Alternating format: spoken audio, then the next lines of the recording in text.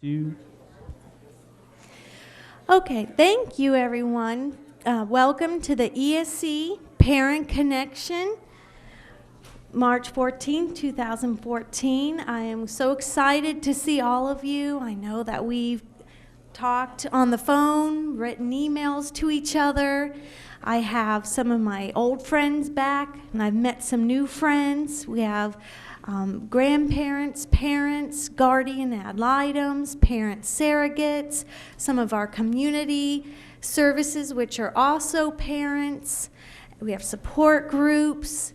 We have those that work with Head Start, those that work with those transitioning out of the school system. We have those that are getting ready for summer programs and everything in between. So we hope that you have a wonderful day, morning full of informational and networking information. So we have a morning full of information for you. And speaking of my short time with you today, I'm Heather Theobald with Fiddlers, is to go quickly over the introduction and the packet that when you signed in with Jenny and Diana at the beginning, so we hope you all had a chance to sign in, is to pick up a packet, an envelope that had some information. And the first thing that I want to talk about was the agenda in itself. And that tells you a little bit about the three speakers that we're going to see today. In order to make the transition quicker, I won't be coming up in between each of them, so I want to make sure that you notice we have Sharon Tolson, the Director of Fiddlers, followed by Tracy Little with Brevard Cares, rounded out by Janine Knight with SEDNet. And we have a Fiddlers table and a SEDNet table, and Tracy Little has some information for you as well. And their biographies, their bios are right there for some further information. So our welcome and sign in is 10, followed by Sharon Tolson, Tracy, and Janine, and closing comments. And then hopefully if there was a table that you weren't able to visit at the end, that you'll be able to grab something from there and get their card or brochure before they head out. And then we do have some upcoming events that I put on there so that you can plan to be at the parent leadership meeting. Again, that's also with Diana Hensel and Jenny Gleason. Parenting in Today's World workshop we're working for next fall, which you might have seen. All three speakers today have been a part of that. The next transition fair and ESE Parent Connection is already scheduled for October 24th here in the boardroom, so we hope that you can also come to that as well. That's an ESE Parent Connection, but even at a bigger scale. And we're also making plans now for our Spring Parent Connection. So moving on along, if you also see the survey, if you could please, before you leave, fill that out and leave at the table on your way out. We have the Family Cafe flyer, and I really encourage you to take a look at that. It is a wonderful event for families with students with disabilities that they have every summer at the Hilton in Orlando. I attend not only as a Fiddlers representative, but as a parent with a child with special needs. And one thing that Emily D. Woody at the Family Liaison Project and ourselves that we might try to work on is also the service dog aspect. I see we have them, but that's where my son just received information on a service dog through Canine Companions, and it was through Family Cafe because they have an exhibit hall where you can learn a lot of good information. So I speak on behalf of a parent, the great resources that they have there. And it's free to attend there if you have a child with disabilities. Something new that was a little publication that we're going to start getting is Bright Feets. That's also for special needs families, so that has some additional resources in there. We have the flyer, again, hosted through previously Jenny, now Diana, on a parent survey. This is for all parents in Brevard Public Schools. If you're on Edline, you've seen a lot of these messages. The flyer says that it ends today, so we do hope that you have, if you haven't already taken it, that you will. But we're just getting the notice now. They haven't even publicized it yet, but it is going to be extended for one more week. So we do hope that you get it done today if you haven't already, but you do have one more week till next Friday. I believe that's March 21st. So please get your information about the school. The schools do read it. And then we have our flyer, the one that I work with, for specifically exceptional student education parent survey. That's the blue flyer, and that is, you can take it online. And I also have with us today, I didn't put them in the packets because some of you might have already taken it online, but I do have post-paid envelopes. If you, for some reason, can't or don't want to take it online, we do have a paper survey that you can take with you. So I have that behind the desk as well. Some additional flyer with Sports Ability and the Central Florida Parent Center, some information. Janine's talk today, the green paper, is some information she wanted you to have that pertains to her talk. And then the PowerPoint is going to be for you to take notes when Sharon speaks next. That's going to be for you to follow along with her and take notes. And she may not get to it all. It's the same presentation she does with teachers. She does this presentation not only in parent leadership teams, but also to teachers out in the schools. So there may be some information we don't get to, but she has a lot of great stuff that you're going to get to today, so to help you follow along.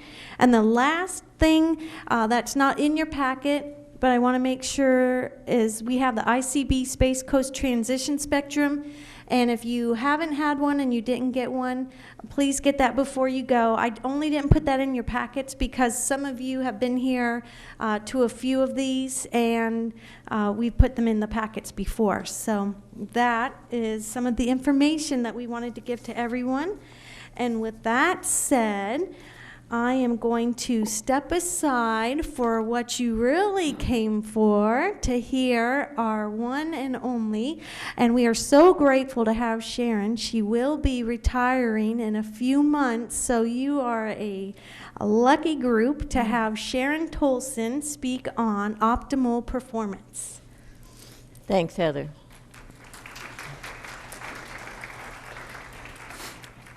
Well, Heather told me that this is my final speech, and I don't believe her, right? She'll make me do it again, I'm sure. But one of the things that I wanted to do, and I don't know if you guys remember, if you read when you were a kid the book The Wind in the Willows, and there was Mr. Toad's Wild Ride. Well, we're going to take a wild ride in a half an hour over something that takes a full day for teachers. So we'll try to hit the highlights about what it takes for optimal performance. And we're going to talk about the brain, behavior, body system, because it all works as a unit. And so we wanted to do that so that you understand when you send your kids to us, they're prepared to learn. We hope that would happen. Now, sometimes it doesn't, but we hope that it will. First thing I want to tell you is about this thing you're sitting in. Remember what this is called? A chair, right? Where did we get that? Because it is the worst possible physiological position for the human body to ever be in. We call them torture chambers, right? So if I sit in this chair for too long at a 90-degree angle, my cognition lowers because I am what? Uncomfortable. Chairs came from thrones. Remember, if you got National Geographic, you saw those people sitting around the campfire, did they have chairs? No. So that was the throne, so everybody wanted one. So we all have a chair. What we call in education, we have a paradigm in your mind about what a chair should look like, and we call it paradigm paralysis. if you don't know that that's a bad thing to do. So when your kids are wiggly, we all are. So what I want to get across today is what it takes for optimal performance, and if you make them sit in a chair too long, don't blame the victim. Because we know that kids will move and they'll wiggle, and you're going to move and you're going to wiggle because it's uncomfortable.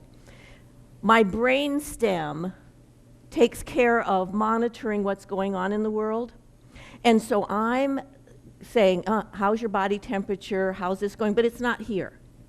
The minute you become uncomfortable, your brainstem says, hey, think about me. And then we lower our cognition ability. So I'm going to talk to you about the things we need to have good cognition and what lowers it. Okay? So we know this today because we can see the brain in action.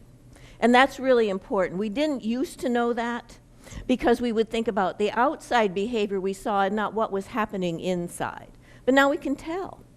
So if you look, you can see where the brain is red and yellow, that's where it's most active. Where it's green and blue, it's running smooth. I want your brains to run smooth as possible. The brain is a pattern-seeking device. It wants to know the pattern of how to do stuff. And once my brain's going to light up all over the place learning a new pattern, because I'm going to try all kinds of things. Once I get the pattern, it should run smooth. Just like you learn to ride your bike. Now it's what? Smooth. So we want education to be like that. And here's a key point that you should really know. You should not be in pain when you're learning. The time that the brain learns the best is when it's in a state of joy, happy, engaged in what it's doing. If your brain says, I don't like this, it downshifts, just like your car does.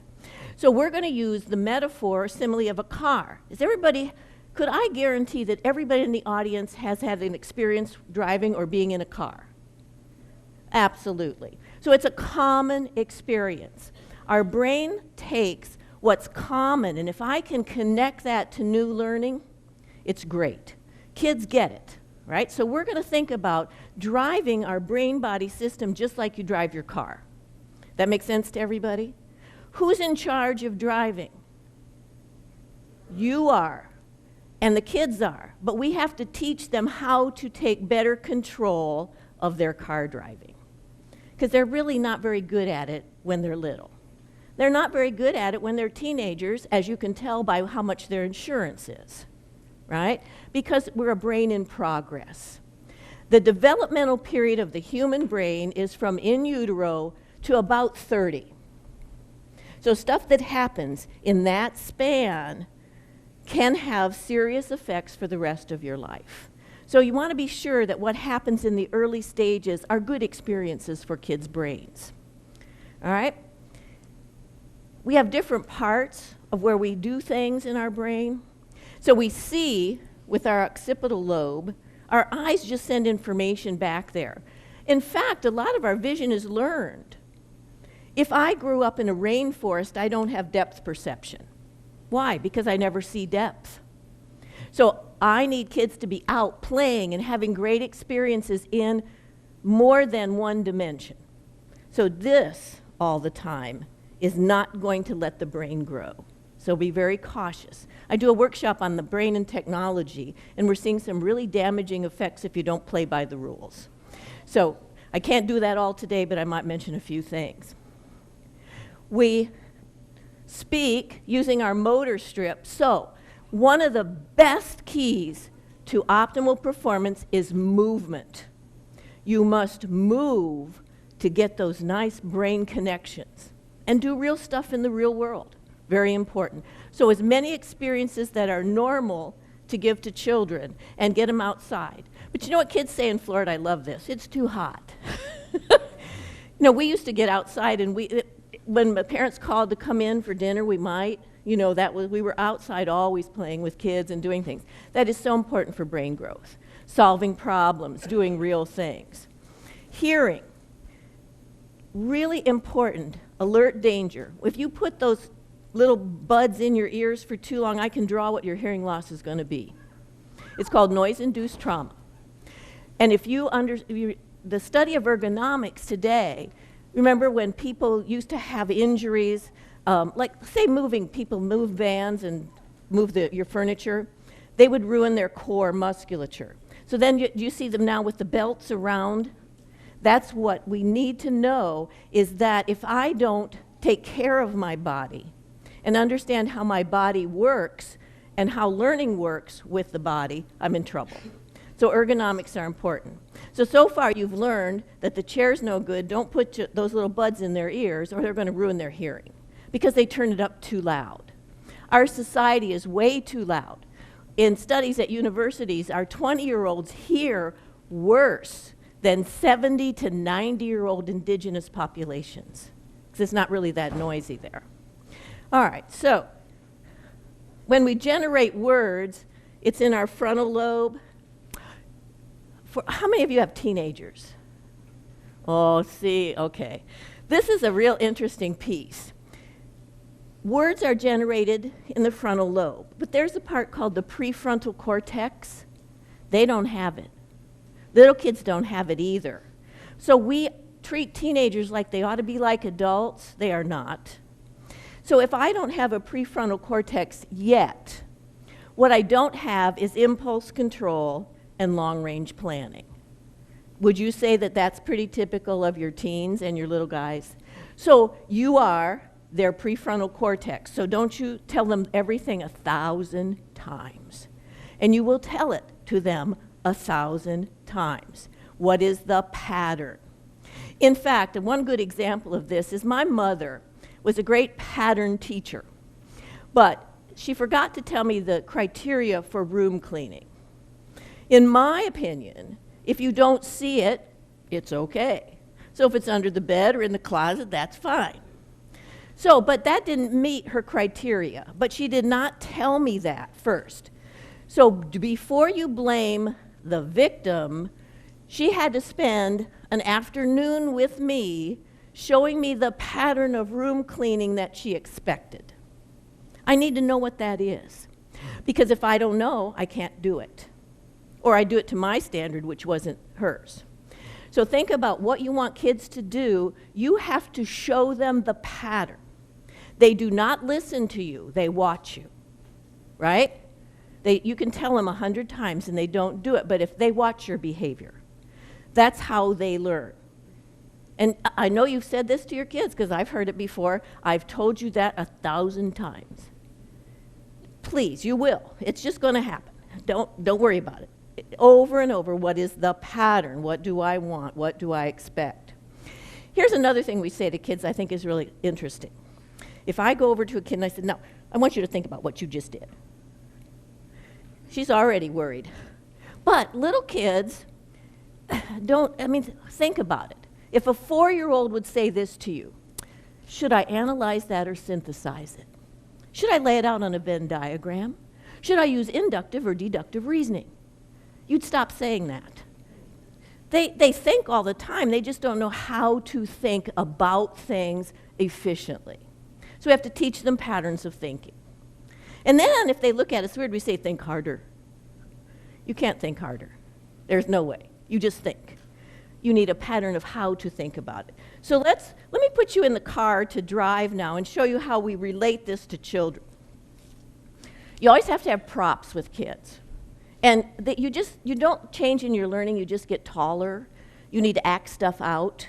So we're going to use a few props today. And I don't have much time, so we're going to go with speedy driving.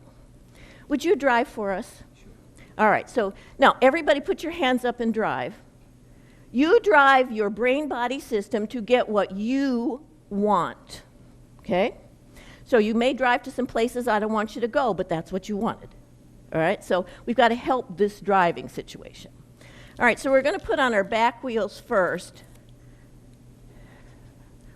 I can't go all the way around because Jason with his camera doesn't follow me very well. Okay, so this is our back wheel, physiology. Think about a real car. How does your car drive if that tire is flat? It won't go. And if you keep driving on it, you ruin the rim. So think about it. I'm sick, I'm tired, I don't exercise, so my physiology is flat. I've lowered my cognitive ability. So I have to what? Do something to keep that wheel pumped up, because I want to get you in four-wheel drive. We're going to get in four-wheel drive here soon. Now, there's a gas tank here. What happens if you put sugar in the gas tank? Stops the car, doesn't it? Alert, danger, it does that to you too. Sugar's the worst thing you can put in your mouth.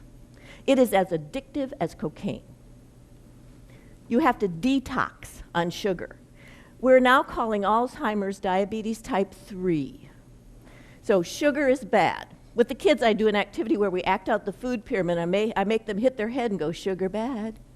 So I see kids in the hall, and they see me, and they go, oh, sugar bad. But it is really important. So what you eat matters hugely, huge, really, really important. All right, so we get this pumped up. And would you hold our feeling wheel? I need a tool and a toolbox in my car that helps me monitor and control my feelings. See, we're a myth of a rational human being. There doesn't exist one today. Because what? Emotion rules, and then if you really work hard at it, you can shift that to rationality. But emotion is first. So think about kids who first say, I don't want to. I don't like it. They've stopped the whole activity. It's about what can I do to help my feelings. And the last piece we'll do today before I turn it over to Tracy is we're going to do an activity that lowers our emotional state. And I think that's important for kids to know. All right, so my feelings and my physiology, if they're both acting up, have you ever been stuck in the mud in back-wheel drive? Have you ever heard anybody say, I'm so upset I don't know what to do next? Exactly. So I can't get anywhere in driving. Would you hold our thinking wheel for us? Unless in my toolbox I have thinking tools. So we teach kids thinking tools in school. What are those patterns of thinking and tools? You do that with children when you have them process with you, how do you solve a problem? And you have to do that. They are not born with how to solve a problem.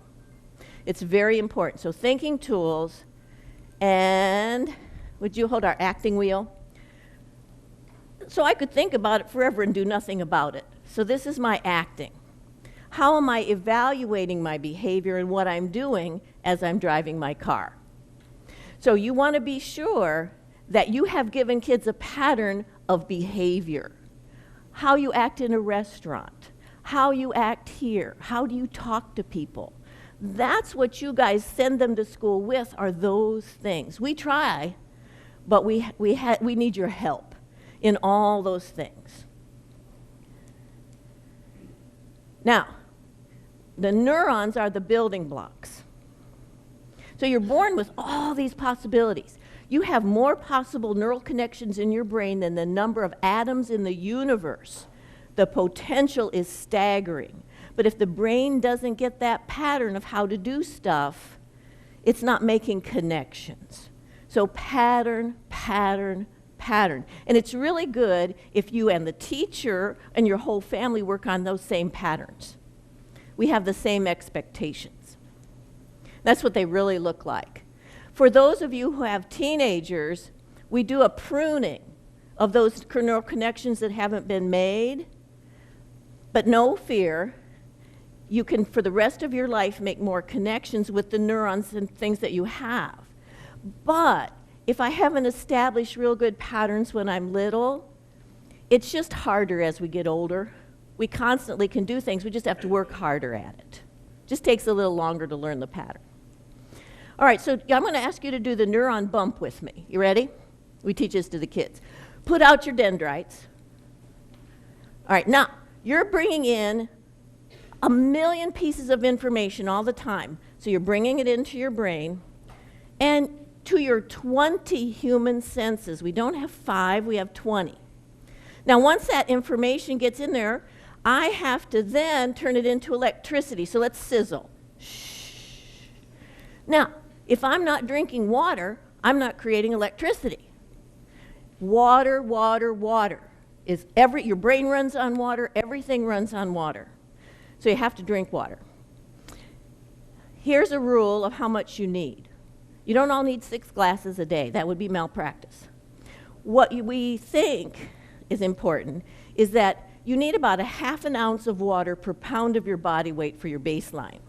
So if you take your weight and cut it in half, that's how many ounces you need probably for baseline. If you exercise a lot, you need more. If you work in front of electronic equipment, you need more because it dehydrates you. And a lot of people don't know that. And that's very important that you keep hydrated for optimal performance. Alert, no other drink will do. It has to be water. And anything with sugar in it is a no-no, period.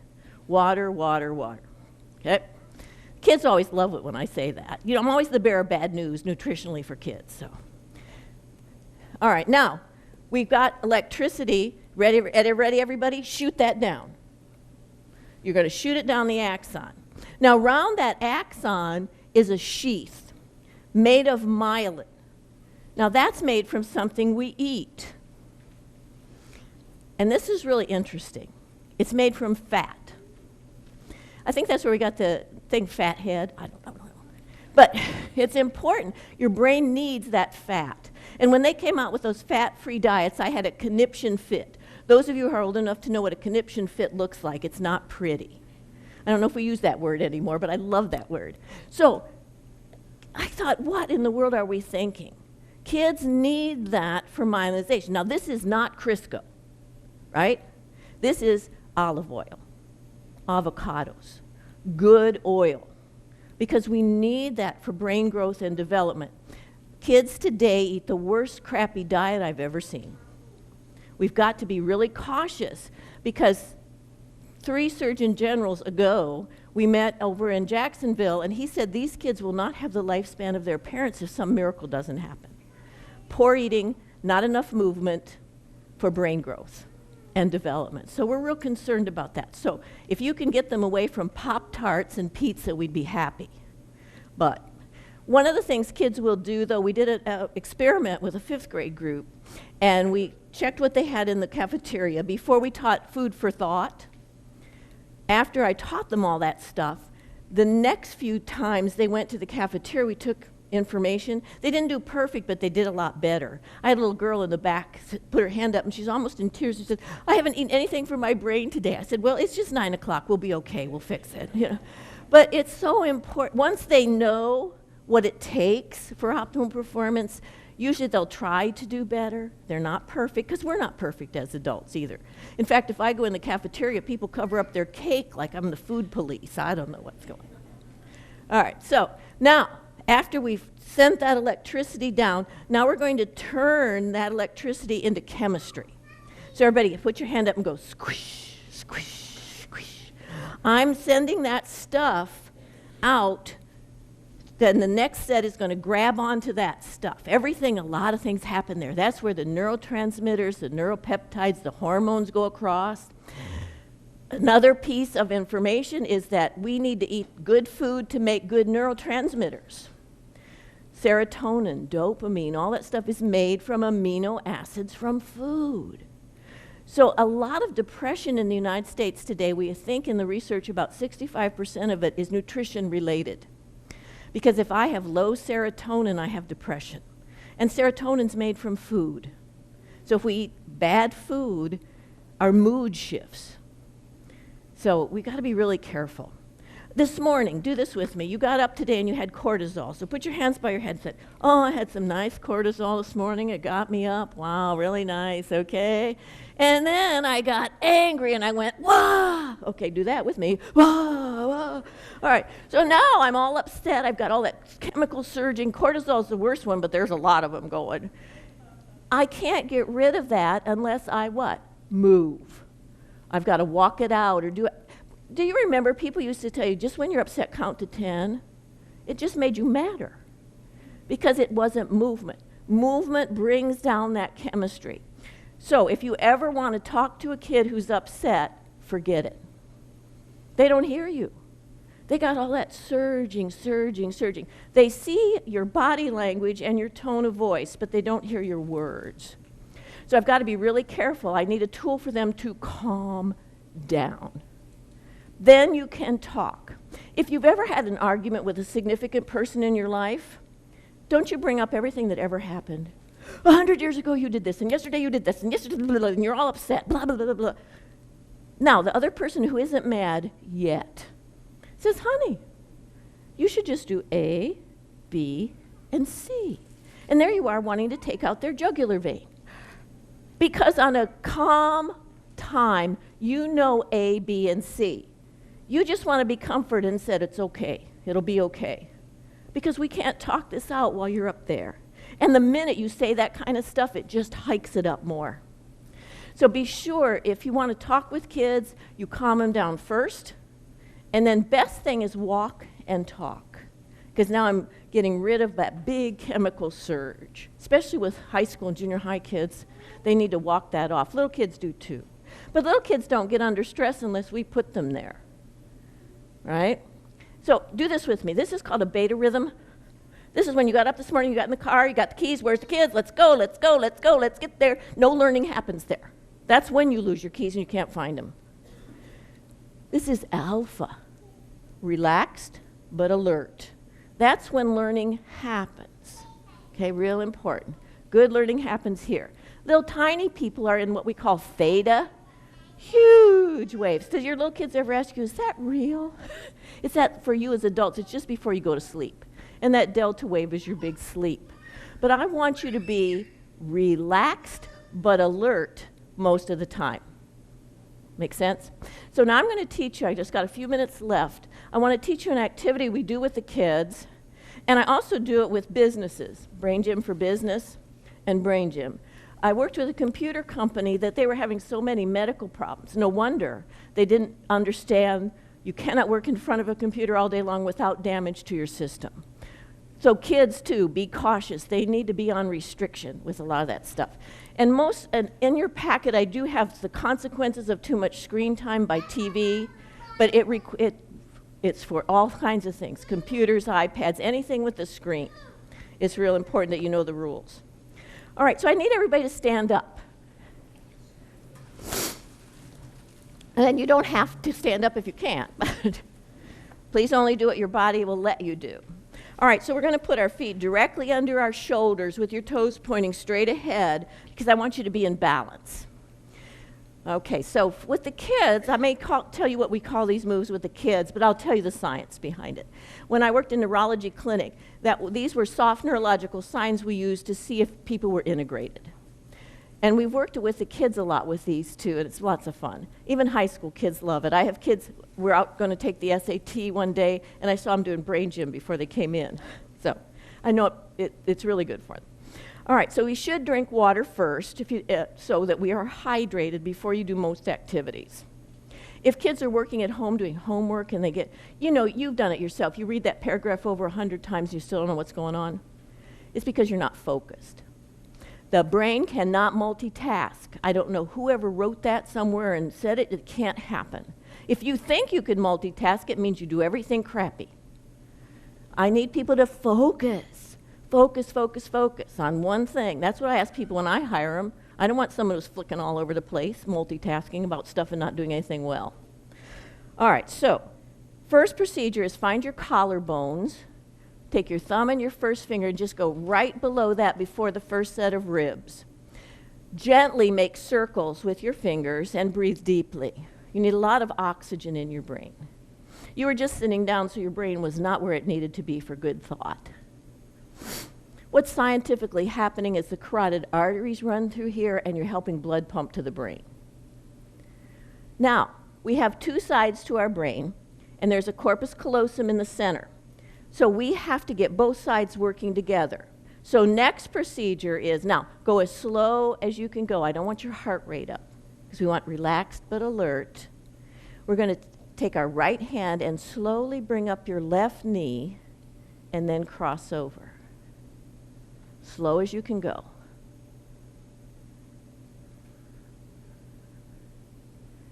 And then switch and go behind if you can, if you got room. The smoother these things happen, the better our neurological system is integrated. Next procedure is we're going to cross our feet Hands out with your thumbs down, cross your hands over, clasp, turn it in. Breathe deeply. Now, with the little kids, we call this a hookup. Please do not use that with junior and senior high kids, okay? Chaos reigns then. But what we might say to a child who is upset, if you teach them these procedures, little kids, we just say pretzel. They do and calm down before you talk. It's a nice technique. Second part to this is uncross your feet, hands out. Now don't look at your fingers, but touch. Okay? So now we're in something called pace. Now I'm ready for you to hear what I'm going to say in instruction. Before that, who knows, maybe someone cut you off in your car coming in today and you're all upset. I need you to be ready to receive learning. All right, so we're in pace. Do this with me. Pace stands for, you ready? Positive. Say it. Positive. Active. Clear. And energetic. All right. One more thing, and I'm going to turn it over to Tracy. I'm sorry, our time's running. Put your hands on your forehead. Now, this is for focus. I want you to focus. I want you to listen to Tracy real hard. Do your personal best today, and have a wonderful time. Okay.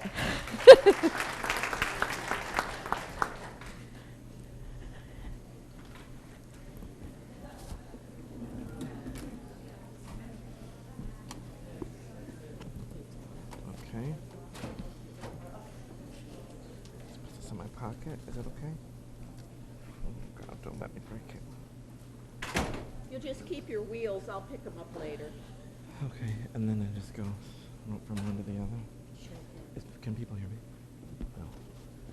Is it running? Is it on right now? Can you hear me? Am I doing it wrong? Oh God, I knew this. I told you. It's okay. Oh. Get closer, can you? Now? Oh, here, can you help me? Oh God. Oh, can you hear me now? I think so, yeah. Oh, you sure on one? Oh, it's. Is it? Oh, I can. Is he here? Don't let him break it. Tell him I'm not breaking it. I'll I be the told one you. breaking I told you. It's gonna be me. I'll be the one breaking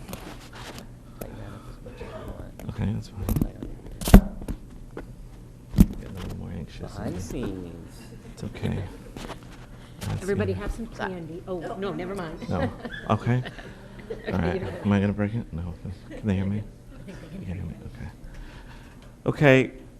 You hear me? Okay. All right. So good morning, everybody. And my name is Tracy Little. Okay. You want to go ahead and laugh? That's fine. Pardon the pun. And I want to first say that I would like to take one for the team. And all of you with that bad sugar at your tables, if you want to put it in a pile, I'll take that for you. I'm that kind of guy. I'm that kind of guy. Secondly, I'm probably not going to be able to do this thing now because I'm going to be busy drinking water all day, apparently, because with the, ounces of something in that, I don't know. And nothing that I'm going to tell you is going to be rocket science, so I hope you got all that from Sharon. So this will just be other little things. I appreciate that you are here today and that you've been forced to listen to me, so thank you. And it's just going to be some, tips that some of them will be, for you, some won't, just kind of things that will remind you to do, because I think we all know a lot of this stuff. It's just kind of reminding us. And so why don't we go ahead and get started? And I can point anywhere, right? Is that what you said? Okay. Okay, so some ideas to help with stressful parenting situations. The first thing I call like an attitude adjustment. So it's starting with a positive attitude, focusing on the benefits of parenting, such as, I can create an environment with less conflict and tension in my home, right? Or I feel hopeful about the future. A lot of things when we talk about it, and I think Sharon was mentioning it, is being positive as you can. When I step into a room, well, outside of snickering a little bit, people know me as being a really positive person, and the more pie that's in the room, the more positive I can be, apparently, at times. But, it's really about taking, we can look at things from two sides all the time. So I'm always trying to look at them from a glass half full kind of way. And that, I think it helps with things that we do. Second is you're the boss, so you want to be able to establish firm, clear boundaries that leave no doubt about, you being the boss at home, because kids need limits. Trying to use consistent discipline that provides a clear expectations and guidelines, kind of like what Sharon was saying with the room. Well, go clean your room. Well, it looked clean to me. I couldn't see anything, right? But that wasn't what her mom thought. So really having those expectations and verbalizing them so kids know. And those routines are going to be helpful to them. It begins to help them regulate and other things like that. Another one of my favorite, think outside the box. Consider creative solutions like swapping babysitting time with a neighbor or waking up half an hour before the rest of the house to get a head start on things. Little things like this can really help us, get out of that rushing mode or planning so that we can have that extra time we need to ensure that we are getting the things done that we need to do. Being present with the kids. Making an effort to be emotionally present with them. Simple activities like playing a board game or taking a walk together can go a long way. And I didn't ever think about this kind of stuff before I was a parent. And just a short thing about me, I do have a daughter. She's going to be 11 in September. But I also have 5 other kids that belong to my first cousin, and she wasn't able to care for them. So we took them as a relative placement. The youngest was 9 months, and the oldest was 6. And so it first started with my grandma, who said that that we don't want them to go to foster care. So as a family, we're going to take this opportunity to care for them, and that was great. But all of us thought, well, I'll take this one, I'll take that one, and we'll kind of ensure that they see each other and everything will be okay, and we'll just kind of move on from there. But my grandma said, absolutely not. We're going to keep them together as one. And so that's what she did until she wasn't able to do it anymore a few years ago. And that's when my sister and I took the kids on as the relative placement. And praise the Lord, the youngest one turned 19 in November. So yay, thank heavens for that. Well, don't get too excited because they still call me every second of every day and need something. So parenting never stops at 18. I don't know who told me that or what I thought, but anyway, I learned a lot of the things from that because it was something that happened in a rush. I kind of woke up one day and you were the parent of 5 kids. So that was a very stressful situation. So these are some things that I've learned over the years to help me get through. So getting the facts about the situation, any situation that is, but even like financially. So you're taking the time to find where you are, where you stand financially, gathering any necessary information in order to, when you're emotionally ready to make changes, you're doing so, being prepared to make informed decisions. Also, grieving. Express your feelings. Consider writing in a journal or scheduling a regular date night with a friend so that you can vent or cry or grieve or just really, let those expressions go. Take care of yourself. Ask other parents to trade babysitting or get a helper. Pay attention to diet, exercise, stress management, getting a good night's sleep. You want to try to learn relaxation techniques like yoga or meditation, visualization, whatever healthy coping skills allow you to relieve tension. Taking a walk, reading a book, calling a friend, and my favorite at work, taking a nap. My boss loves that when it's nap time for me. Because a stressed out parent results in stressed out kids, and that, people always think that, well, I'm keeping this from my kids and they don't really know. I was working with a lady the other day and she said, my son is just always sad all the time and he's never, he never thinks about things in a positive way. It's so weird. It's almost like he's just like me. And I looked at her and I said, is it like exactly like you? And she said, well, yeah, it's weird. I said, because he's taking his cues from you, right? So, what we should do as a beginning of this is practice doing things in a more positive way, right? Because you are a hard worker. You are a good parent. Are you perfect? Well, nobody is, right? But you're doing the best that you can. And that's what you want to teach, and role model for your kids or for people that are around you. Identify what gives you strength. How have you handled challenging times in your life? What most energizes you and reminds you that you possess the strength needed to meet your current challenges. Focus on what's worked for you in the past. So really think about that. We've all gotten here because of life experiences that we've had. Think about those things when you've done really well, and that's what we're going to use to get those needs met like you do every other day, right? You face challenges on a daily basis and you get through them. So think about what those are and utilize those strengths to ensure that you get your needs met for you and your family. Let go of what isn't working. So you're going to let go of what's not worked for you. If there are things from the past that you can't change, just let them go. It's unhealthy to have any kind of, guilt and remorse. It doesn't help. It doesn't fix it, right? You want to learn from it so you don't have to do that again. But it's the most healthy part about that is just, starting over. Getting a fresh start, giving yourself a fresh start, allowing yourself to, be able to have a positive future. Recognize that you're one person and you're doing the best you can. Don't allow kids or anybody else to really kind of manipulate and make you feel guilty about a situation. You're reminding kids that you're a team. We're a team, we're a family team, and that we're really doing the best we can, and we need to work together to make that happen. Create a stable, nurturing home. Kids need to feel secure and protected. Your children need to hear how much you love them and how you're proud of them and what they do and the strengths that they can provide. We talked a little bit about established rules and predictable routines. Part of creating stability and security in the home involves establishing predictable routines as much as you can. Not to be rigid or inflexible, but really a healthy balance, because life is, is not predictable. So, get what works and let's use that in order to keep us going forward. Look to develop a reliable support system. A wide network of people who can provide you with emotional support, companionship, help in emergencies, childcare, a reality check, because sometimes we need those too, right? Right? Those are hard to cash, but we have to do that sometimes, right, to keep us in balance and to keep our heads on. Choose caring, reliable, trustworthy people who'll be there for you. And we all have these people in our lives. We just got to really recognize who they are. Support groups, like for single parents or participating in church events, are really great opportunities to connect.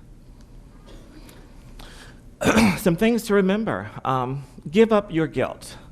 What you believe your kids will pick up on. For instance, if someone who, say, is a single parent feels guilty and thinks they have to make something up to their kids, the kids can start to feel like they're deprived of something, right? I got to make this up to you because I'm the only one here, and you don't. Well, what am I missing? What do I have to make up? Well, give it to me. Whatever it is I want it, give it to me, right? So let go of that guilt. You're doing the best you can. We're getting our needs met. We're doing the things we need to do. So, keep that in thought. Let your kids know they're needed in the family. Give them opportunities to feel needed and valued. Real responsibilities in the home, like helping with laundry or dinner, because it's a part of that teamwork that you need in order to function as a household and as a family. I didn't do that. I didn't do that, Sharon. Okay. Solve problems. I'm letting go of the guilt. You see? I let it go. Solve problems together. The more you get kids involved in kind of what the challenges are and what the solution is, the more they feel motivated to follow rules. If they're able to help design some of this or given choice in it, they're a lot more apt to follow some of these kinds of things that you need them to do. Try to have regular family meetings with your kids. So sitting down once a week or so and focusing on what's happening in the family. You want to start the meeting with compliments or strengths, verbalizing and then focusing on solutions to problems that are cropping up together. With family meetings, kids can feel empowered and motivated to meet their responsibilities. They feel listened to, they feel valued, and they feel taken seriously.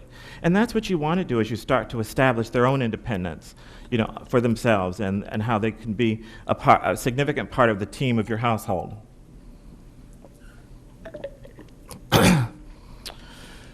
Okay, some more stuff. So, it's okay to ask for help. It doesn't make you weaker or less than. To me, looking for help and seeking help is a strength. Don't feel guilty. Don't feel guilty if you feel you just need to be by yourself. We all need to recharge our batteries. So, I can remember when my little girl was first born. She was premature by 2 or 3 months, and she was 4.5 pounds when she came home, and I loved her. I just didn't want to be alone with her because I didn't want to break her. I didn't want to break her. I kept thinking, it's going to be me. It's going to happen while I have her. I don't want to do it. But I felt, I got to let go. This is silly and silly. But really that when I was, alone or could rest, I felt guilty a little bit because of that. But I needed that because when I was with her, I needed to be able to give 100%, right? So that's what we need in order to recharge our batteries. Take some time and do that. So, cleaning can wait until the weekend. Don't sweat the small stuff. Enjoy the kids. Color, play, laugh. Nobody's ever died from a messy house, other than those hoarder people. But that's not us. You feel me? That's not us. So, believe in yourself. Even though your situation may suck, remember that you are brilliant and fully capable of creating your own future. Every one of you can do it. And this is not like that Pinocchio commercial. You really can do it. Choose it. Don't fall into a victim state of mind. You choose to act or you choose not to act. Whatever that is, it's your decision, right? You're not a victim, okay? Own it, taking ownership for the choices you've made and continuing to make. Are they still serving you? If not, choose differently, right? Just make it happen. And engaging in it. Once you choose to change your life, you've got to start moving and make it happen. So, I feel less stressed because I'm on call 24/7. Well, how can that be? How can I be less stressed if I'm on call all the time? Well, because if something happens, they're going to call you, right? So just go about your day and do what you need, and if people need you, they'll give you a call. No sense in worrying about it or being stressed about it. I kiss every boo-boo, so when they fall or something happens, I'm there. I'm helping them cope with and learning to get through it. I can recognize my children as uniquely gifted and valuable individuals, right? When you can help them see the strength that they have, right, that it starts to help them see the strengths that they have and others to see, and we're going to celebrate that. I tuck them in at night and make sure they're getting enough rest. These are all wonderful things that you can think about that you're doing on a daily basis, right, that can help you feel less stressed. I've helped my kids with their homework, right? I've created a warm and loving home. Or I've taught my children the value of friendship. All these are important life lessons that, once kids learn, you're creating them as their own little adults and creating their independence. I've taught them the value of hard work. I've demonstrated the value of money by spending it carefully. Or I've helped my kids make good decisions on a daily basis. Maybe I've read to them, right? I feel really good when I read a story to my daughter. With a book. I don't know if you remember what those are. They have covers top to bottom and words in between. Okay, so books. I've taught them the difference between wants and needs. And that's a hard lesson sometimes, but I'm feeling less stressed because of it. I've taught my children to be responsible for themselves. I demonstrate on a daily basis resilience and determination for my kids, right? And my kids know that they're loved. So, some stress management tips I think we can recognize. Keep a school calendar to stay organized. There's a lot of stuff that happens in that school, a lot of stuff. So we want to always be more proactive than reactive so that we can make plans for it. Take a day off. Sometimes you need to do that. At work for us, they call them mental health days or a day to go to the beach.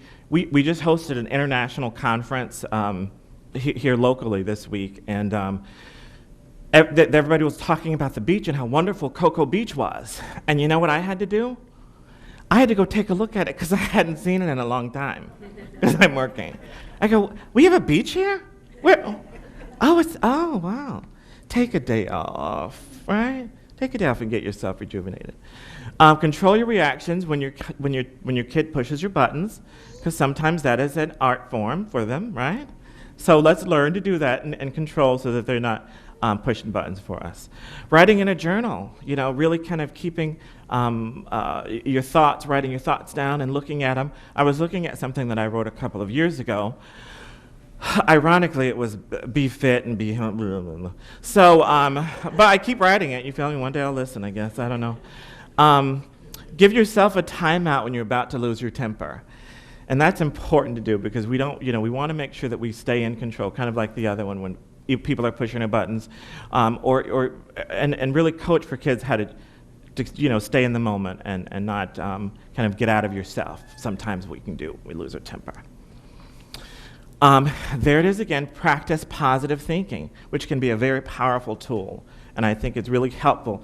And once you see it, it becomes infectious, and the kids start to doing it, and the people at work will start to doing it. Keeping realistic standards for yourself. We all want to challenge ourselves and push, but let's give ourselves a break. Do some realistic goals or some short-term goals, because once we can accomplish that, that's gonna help us have hope for the future and for other things. If we set these goals that we never reach, sometimes we stop trying to get there, right? Admitting your limits, kind of along with the realistic standards. Plan and schedule. My mom always used to say that, and she's, don't tell her I said this, but she's right. You should do that, but don't tell her I said that, because it really helps you to get the things done that you need to get done. You stay out of those panic modes and other things. Take care of your physical needs. That's important because you want to be around, as long as you can. Make time for relaxation and get organized. Okay, some relaxation tips. Don't skip meals. Why are y'all looking at me like that? That's not the reason that I look this way. I learned from TV that I'm the victim of a slowing metabolism. So there, right? Smarty pants. So, but seriously, don't skip meals. If World War III broke out, you better believe I'm going to have lunch and dinner still. But anyway, but don't do. Your body needs the fuel in order to keep going. I'll skip breakfast and have a big lunch. You never do that, and then your body gets tired. So don't skip meals. Try to have well planned out, or think ahead of time. So you're grabbing a banana or something that you can eat on the way, so you can keep fueling your body. Take daily walks if possible, even 10 or 15 minutes. It clears your head. You can listen to your favorite songs or music, and it really gets to work.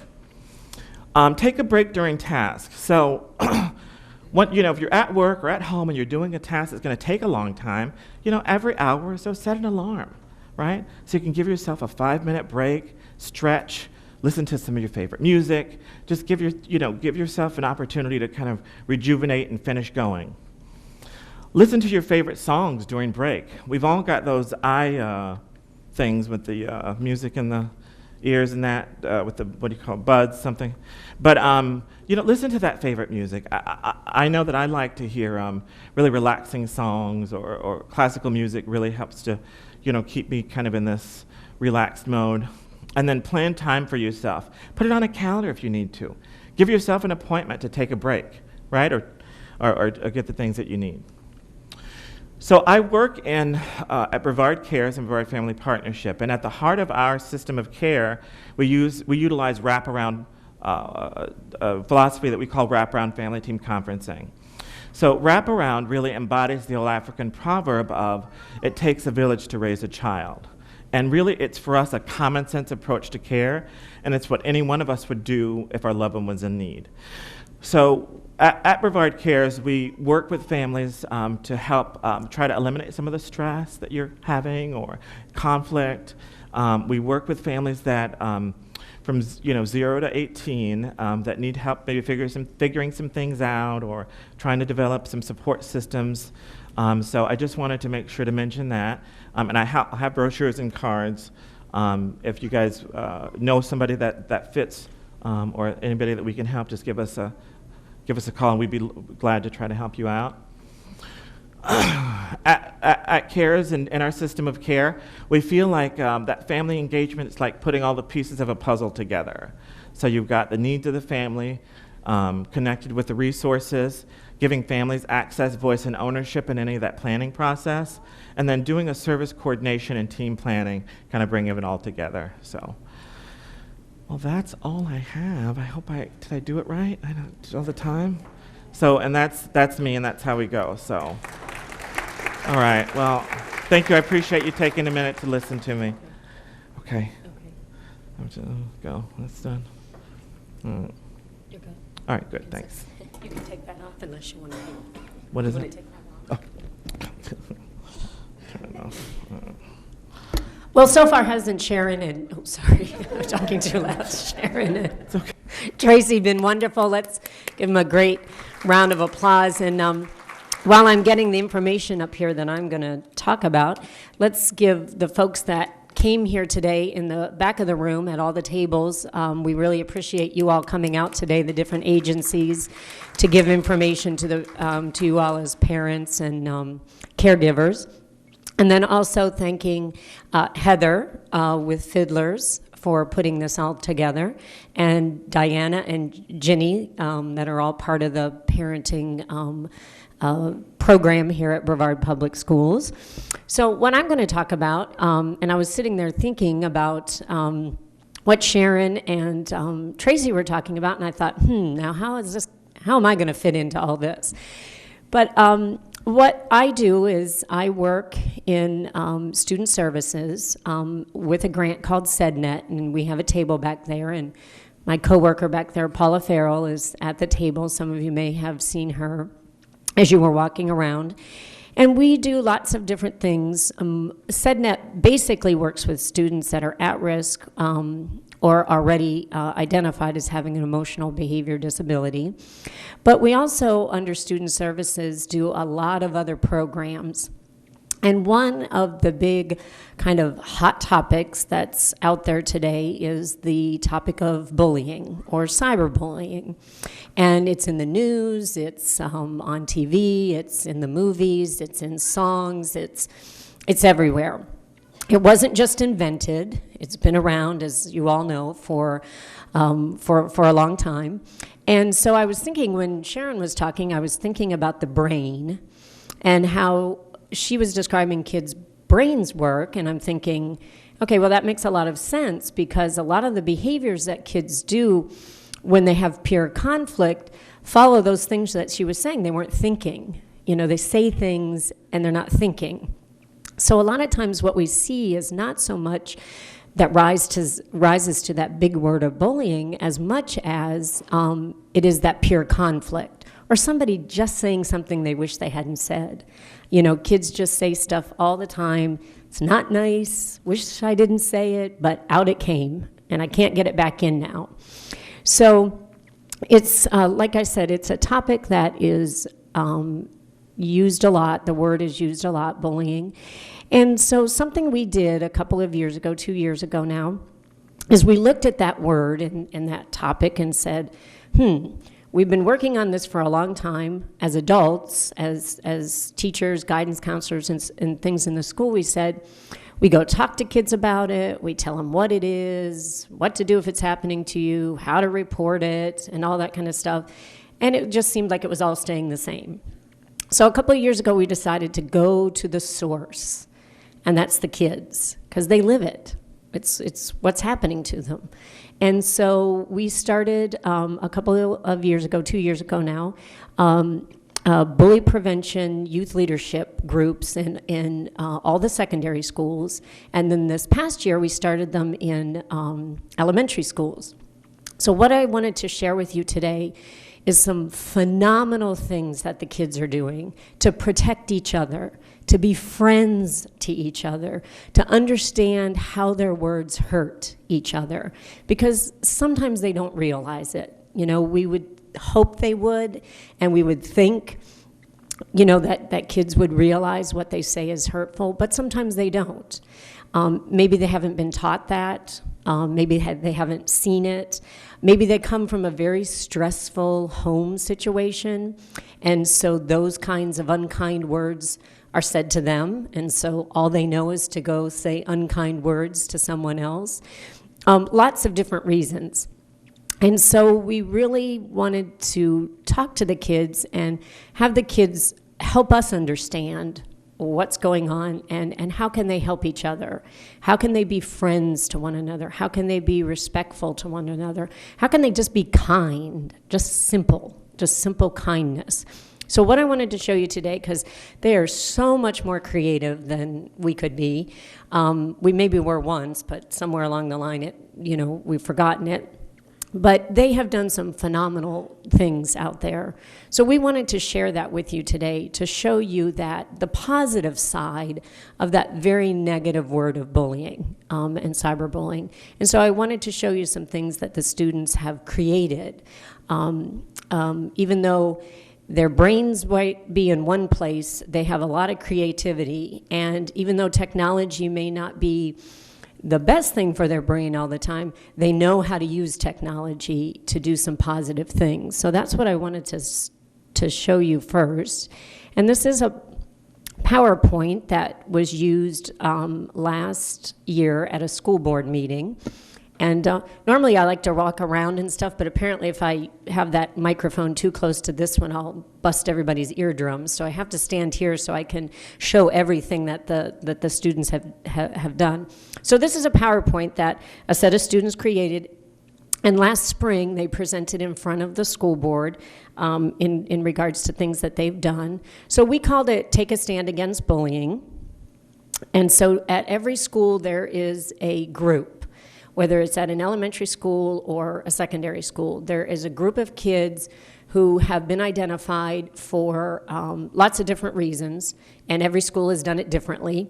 And they have been identified to go do things in their school to make an awareness. A lot of them call them, friendship groups or kindness. At secondary, they don't have quite as nicey names because they're high school students, but they have other names for their clubs. So I want to show you some of the things that they've created. The first thing that we did with the students is make sure that they understood what's the difference, because normal conflict is normal. I mean, people get in disagreements all the time, right? You probably already had some this morning. In your own head, with somebody you live with, that car in front of you, whatever it was. You already had some kind of conflict today, and that's normal. What we want to help the kids learn is how to not let that regular conflict rise to something that's, very difficult to deal with, rise to bullying, or to rise to a conflict that they don't feel like they can work through. So we worked on helping the students understand that, and then help them to understand what the definition of bullying, which, it's a repeated, purposeful, unwanted, physical, verbal, emotional hurting of another person, teaching them that. And the person who made this PowerPoint, one of the students, she's very creative, so she has a lot of little bells and whistles in there, so I have to keep pushing the buttons. So what we started with was secondary students. And we brought them all together on 3 different days, 4 students from each middle and high school, and they were given some training through the Massachusetts Aggression Replacement Center, and they were given some different information about how to be a leader in their school and how to take this information and do something with it. And it was interesting, as this evolved, the kids started calling it a movement, which is really what it should be. It should be a movement of looking at how are we kind to one another rather than being unkind to one another.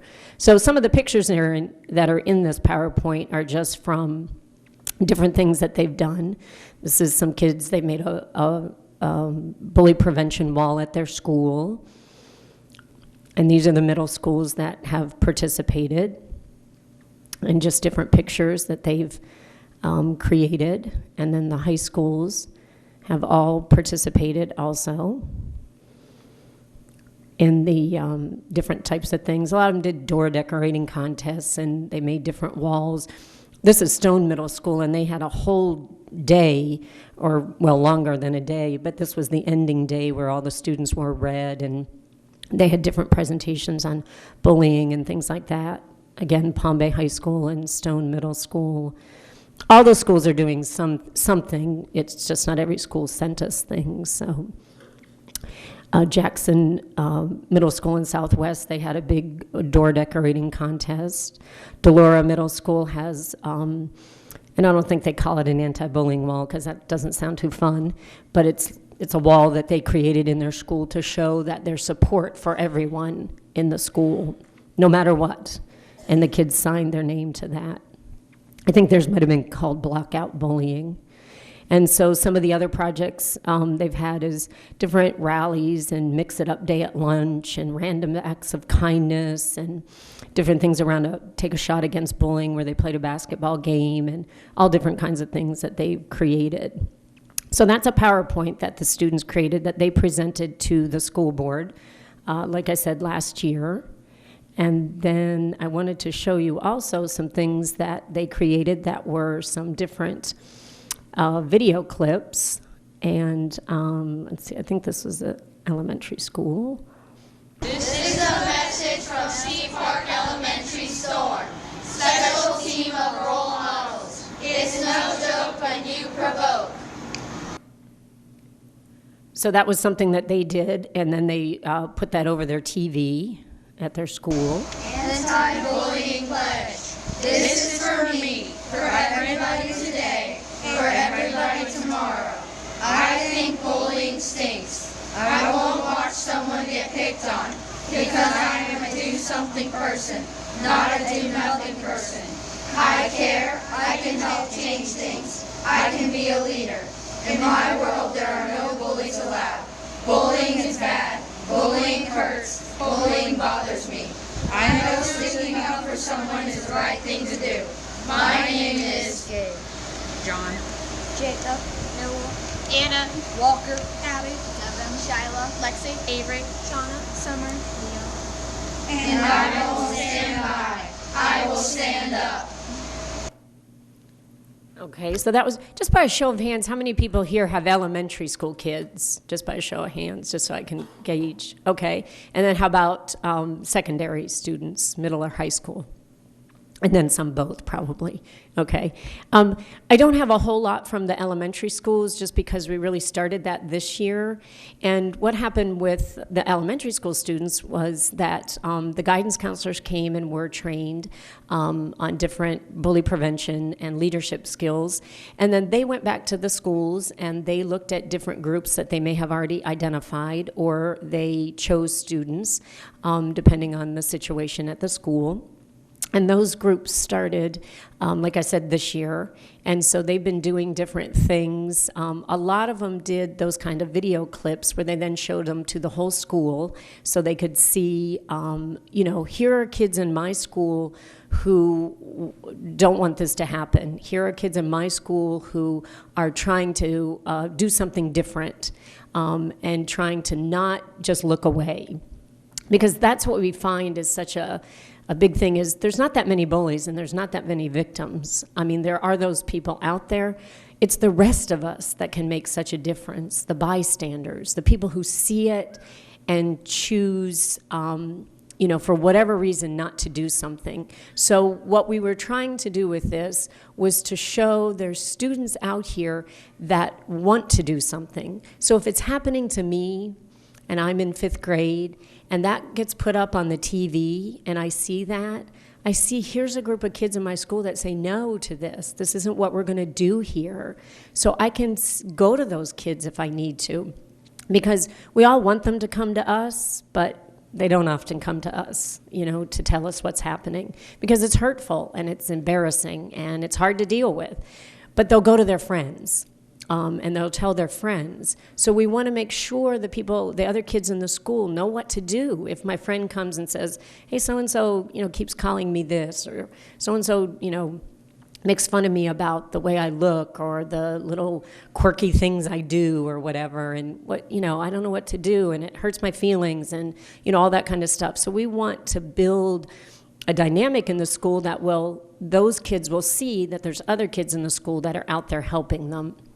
And it's really amazing, just in the short time this year for elementary, how many schools have told us the change that they see just by that small group of kids going out and doing things, the change that they've seen. And we have visited, myself and Paula Farrell and the guidance resource teacher, Joyce Cochran, have visited now every elementary school in the county, and I think there's like 57 of them, to see what they're doing.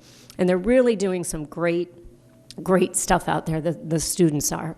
And, there's not a lot of time for this stuff because, they go to school for other things. They go to school to learn, and they go to school to, be educated. But this is all part of the process because they're there with people, dealing with people who might be unkind or, just friendship things in general. So we really were hoping that the students would take this on, and they really, really have.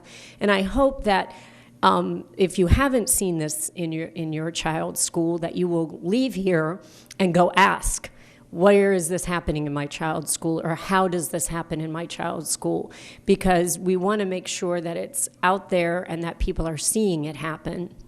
And like I said, at the elementary school level, it's a little trickier for them because they don't stay after school for a club lots of times, and they have to get picked up, and they don't drive yet, so it's a little harder for them to do lots of things. So some of the things that they've done are the door decorating contest or the posters or things like that, just stuff that's out there so people can start to see, hey, we don't do this at our school. We're friends here. We're kind to one another here. It doesn't matter who you are or where you come from or what issue you might have. We're all going to do our best to treat people, the way we want to be treated, kind and that type of thing. So that's kind of the elementary piece of it. And so then I wanted to show you some things that the secondary schools have done. And these are pictures to start with. This was Palm Bay High School, and they've done some great stuff. They actually went out and got businesses to sponsor all kinds of things for them, and they got a big banner made for their school. And then this is some door decorating contest that took place at, I think this is Southwest. And then this is Edgewood Junior Senior High School. And the clubs are all sponsored by different people in the schools. This one happens to be a one that the SRO sponsors. And these kids made posters one day and then put them out. And they have a club called the Hero Club. And they actually go out and do a lot of work at the elementary schools on Merritt Island. They've this year presented at, I think at least 3 or 4 of the elementary schools at on Merritt Island. And I'll talk about those ones a little bit in just a moment. This is Jackson Middle School. This is back to Edgewood. And they have T-shirts, and they just are out there with a presence showing, hey, we're here. And, if something's happening, do you come and talk to us? And then this year we did another summit with secondary students. This is Major Goodyear. He came and spoke to students about cyberbullying. These are the students who came here to the school board. This is the owner of Andretti Thrill Park. He was the most popular person because he gave out free tickets to Andretti. This is Kyle Smith, the manager of the Manatees. This is Laura Corbin from the health department. And then students also stood up and talked about the different projects they did. We had a motivating person who did a rap about keeping your heart safe and that type of thing. And then this is some things that Stone Middle School has done. And then that's back to that. And I just wanted to talk really quickly about what Edgewood has done. And Edgewood Junior Senior, it's 7th through 12th grade, a school of choice. But that set of students there really took this on and said, it's not just, it happens here at Edgewood, but it happens everywhere. It doesn't just happen at school. It happens when I go to the movies or the mall or wherever kids are, So they really took it out into the community. And so they've presented, like I said earlier, to quite a few of the elementary schools where they go talk to 5th and 6th graders and say, hey, this isn't what you do. This isn't how you should be.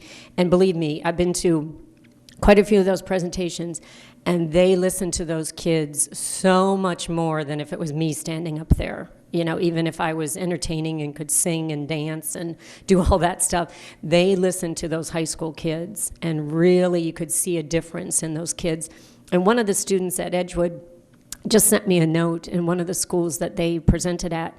Lewis Carroll, the principal, sent her a note and said since they came and presented there, the number of situations that have risen to bullying has decreased. That they have seen less kids. They've been able to start to work it out, deal with the conflict and work it out rather than it rising to something that makes a kid not want to come to school or feel so uncomfortable that, they don't know what to do. So that was pretty exciting. So then I wanted to show you a couple of more school things. This is Madison Middle School, and this was just something they did as a TV production thing for their morning announcements. Hi, I'm Zakara. I'm in 8th grade. And hi, I'm Hannah, and I'm in 7th grade. And we've noticed some things around school that it just isn't right. Like people getting bullied for their hair, their shoes, the way they look, their color, their backpacks, their... just anything. They get picked on for anything. One way of stopping bullying is to do what I did. One day, this girl was making fun of this other girl, saying she had a muffin top and saying that she was ugly and fat and that nobody would want her and everything. And I looked at her and she was almost in tears. So I went up to the bully and I went up to the victim and I told the victim to come with me because some other teacher needed her. And when the bully walked away, then I pulled the girl aside and I told her that words hurt, but you just have to brush it off and keep on going with your life. And another way of stopping bullying that is happening around school is doing something like what I did. One day it was like, we was all about to go home, and this boy was making fun of a special needs kid, like talking about things that would like irk him, like characters on TV, which is what gets to him. And he was messing with him. I was like, you really need to stop that. It's really not funny, and you're not looking cool right now. And then he did stop eventually, like after the fact of what I said. So if you see this around school, you need to help. You don't need to just sit there and laugh and joke around with your friends talking about, oh, that looks so cool right there, because it's not cool. You need to really help next time. And this is what we did. Now show us what you can do to make the school a safer place for all other students. Okay, so that was a couple of students from Madison who seemed to like the camera, enjoy that part of it. And they've done a lot of things up there too. They actually got a grant, a Fuel Up and Play grant, which is like a PE healthy eating grant. And they were able to take that grant, even though it was supposed to be about PE and healthy eating, and use it to have kids get a healthy snack and then go sit with somebody that they don't normally sit with at lunch. And I thought, wow, that was great for them to figure out how to do that, also help their brain while they were doing it, make better decisions and things like that. So that was pretty cool.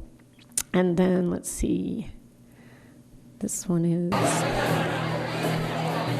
sorry about this one, it's sideways. 2013-14, our first anti-bullying summit. Look at all these kids stamping their hands, standing up against bullies. This is awesome. So that was O'Galley High School, and they've done some really neat stuff there. They have a club there called the Anchor Club, and I think they now have, probably close to 100 kids in it now. And what they do is they have been trained as peer counselors type kids, where they're out kind of watching, seeing what's going on. And if they see it happening, they either step in if it's, safe to do that, or do what that one girl said. Sometimes it's just as simple as them calling someone over, away from it, and just being nice to them. Doesn't mean that they have to be best friends and, go hang out or whatever, but just calling them away from the situation, just simple things like that. So the kids that it's happening to, they see that. They see somebody out there cares, and it makes it different for them. It makes it different for them at school. But what they did this year, that video there, and I'm sorry, the person who sent it to me, I got it and I haven't quite figured out how to flip it around there. But what they did this year is they created a couple of walls at their school where the kids paid $1 to stamp their hand on the wall to stamp out bullying, but it said something better than that. And they had over 500 kids pay $1, and they had to turn kids away. They could have had 1,000 kids, but they couldn't fit them all in the period that they had out in the commons area because they were, just didn't have enough supervision and stuff like that. They had to turn kids away, and they're going to try to do it again to get those kids that didn't. And there's 2 teachers there that do that program, and they're phenomenal. And they went and were able to get donations. One of those steak places that gives out peanuts, Roadhouse, or one of those places came and gave out peanuts to the kids. And they had their, they have like a little band there that plays like praise songs and things like that. And they played inspirational songs. And it was just like for the last hour of the day, you know, this huge group of kids, 500 kids at one time saying, we don't do this here. This is not going to happen at our school, you know, and so they're really, really building on that. And again, like I said, it only started, you know, like a year ago, so it's not, you know, or 2 years ago, so it's really in the beginning stages of things. But the kids have just come up with just phenomenal things, just incredible things to do because, you know, when we sit down and talk to them, you know, they don't want it happening either. It's no fun, you know, to go to school that way. They don't want that to be happening in their school. And so they know the kids who do it. I mean, you don't have to ask too many questions, and they know who are the kids that tease or pick on or cause all the problems and things like that. And then they know we got to do something about that because we don't want that at our school. We want things to look different at our school. And so they've really taken that on to do that. So the last thing I wanted to show you is this is a DVD of a whole different clips of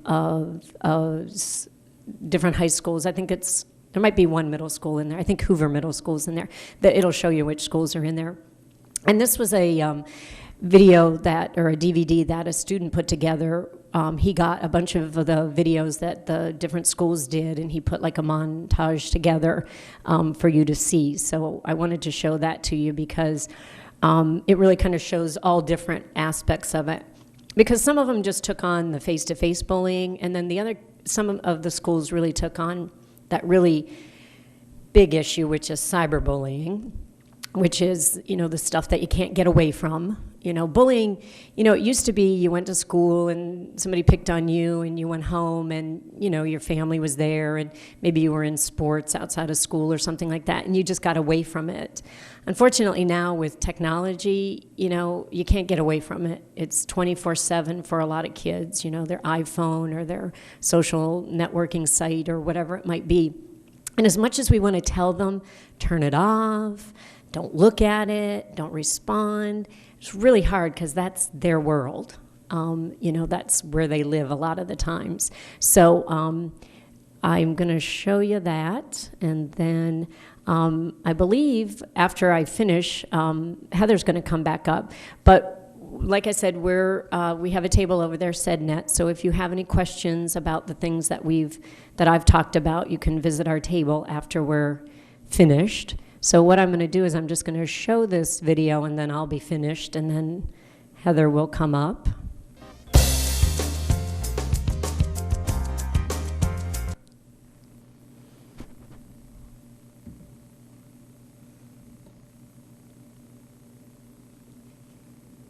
Only 30% of children are involved in bullying as victims, as perpetrators, or as both.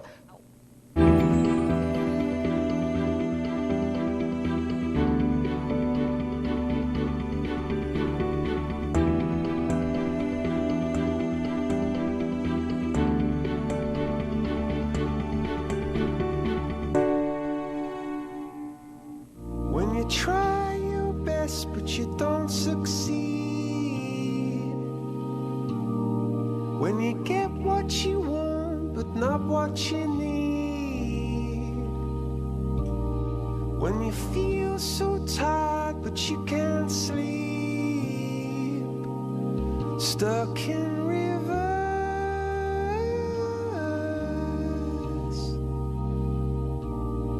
and the tears come streaming down your face, when you lose something you can't replace, when you love someone but it goes to waste, could it be worse?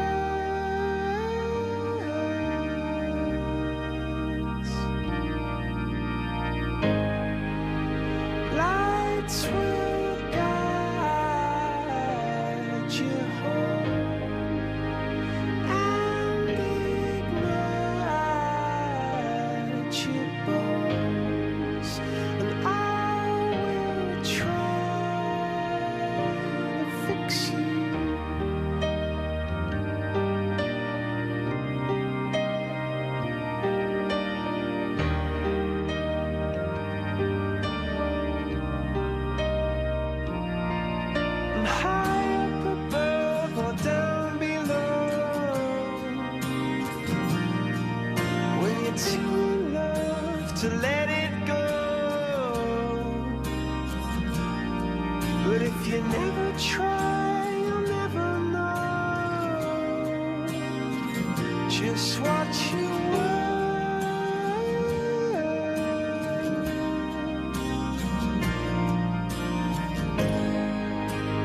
Lights will guide you home and ignite your bones. I will try to fix you.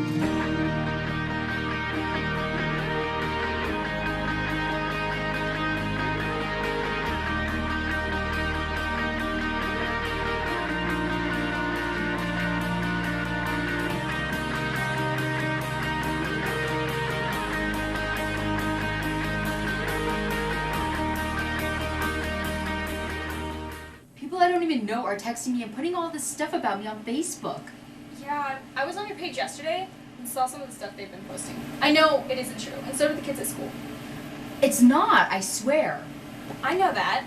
They've been like calling me all these rude names and everything. And look at this page. They called it Down with Abby. And they're posting all of this kinds of stuff on it. I don't even know what to do. I know Christina's been giving me nasty looks lately, and my friends say she's been like, you know, starting these rumors about me on Facebook, but I never did anything to her. I never said anything. This is all because of Peter. I don't even like him. I don't even know what to do. Well, you can't ignore it. I mean, if you do, they'll just keep bothering you. We'll go to the dean tomorrow. Talk to him. Together. Promise. Words like knives and swords and weapons that you use against me. Why you gotta be so mean? You, with your switching sides and your wildfire lies and your humiliation, you have pointed out my flaws again as if I don't already see them. Why you gotta be so mean?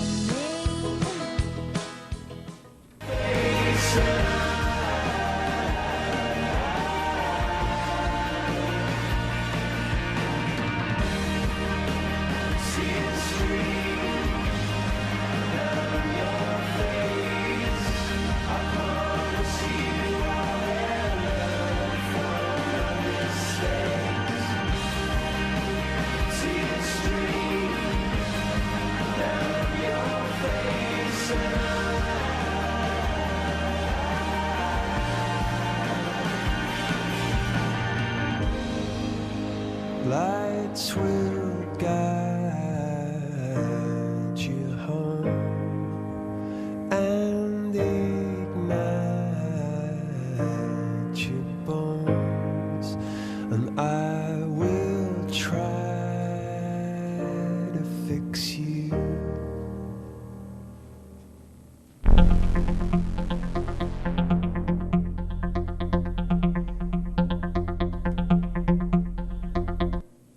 So that's just little snippets. There's way more stuff going on out there than what I could show you this morning. We just wanted to show you how we can turn something that's negative into something positive for the students to look at a topic that, you know, isn't easy to deal with, but that the students can really go out and do something about. So I really appreciate that, and I think Heather's going to come up now.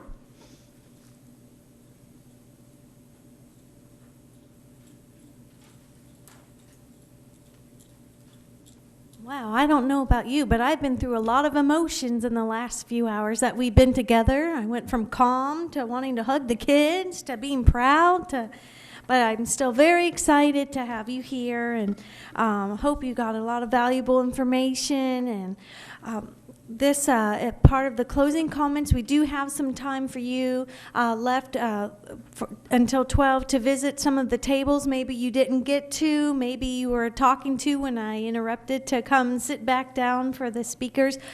This was filmed and will be put on Brevard Public Schools channel, and so if there was any part that you missed or would like to share or repeat watch, then let me know and I'll make sure I get those dates and times to you. Jason, the wonderful gentleman that came out and helped us a few times that filmed, I want to thank him as well, but he was filming it for us so we can capture that. And again, please visit the tables. Don't forget the survey, and have a wonderful day, and visit the tables that spoke if you have any additional questions or comments you would like to talk about. Thank you very much, and thank you to our speakers.